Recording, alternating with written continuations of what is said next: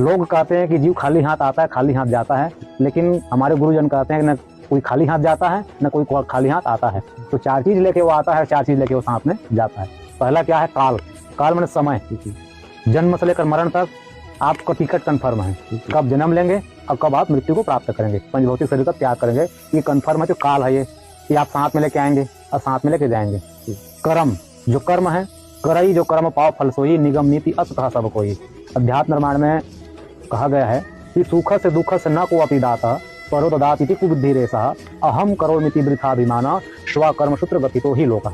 गीता जी में भगवान श्री कृष्ण चंद्र जी अर्जुन को कहे कि अर्जुन, व्यक्ति जब तक अहम माने मैं करता हूँ, ये अहम का त्याग नहीं करता, तब तक जीव जो है बंधन में पड़ा हुआ है, कर्म के बंधन में। तो कर्म भी आना है, कर्म भी जाना है, क्योंकि करई जो कर्म पाओ फल सोई, निगम नीति अस कह सब कोई। तो जीवात्मा को कर्म भी साथ में जाना है, साथ में आना है।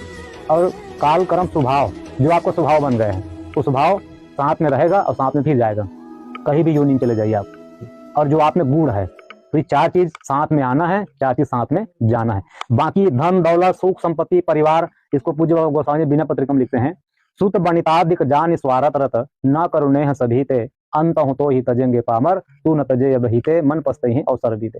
ये बेटा बेटी माँ बाप भाई बंधु सगा समाज, ये सब यही छूटने वाले हैं, कोई किसी का है नहीं।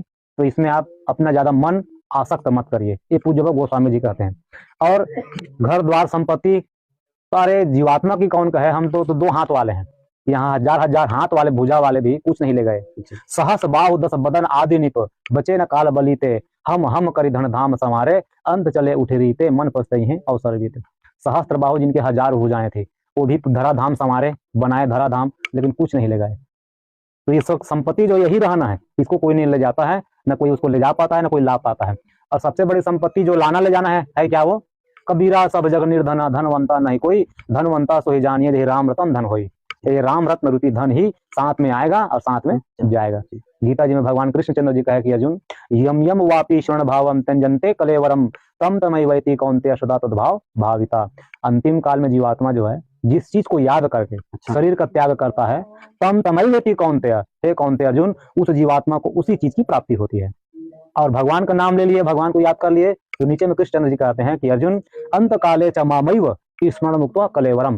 अंतिम काल में जो परमात्मा को जो याद कर ले, उस जीवात्मा को मैं स्वयं प्राप्त होता हूँ। या नाम रूप लीला और धाम, नाम भी ले लिए तब भी भगवत प्राप्ति होगी, रूप का ध्यान कर ले तभी भगवत की प्राप्ति होगी अंतिम काल में।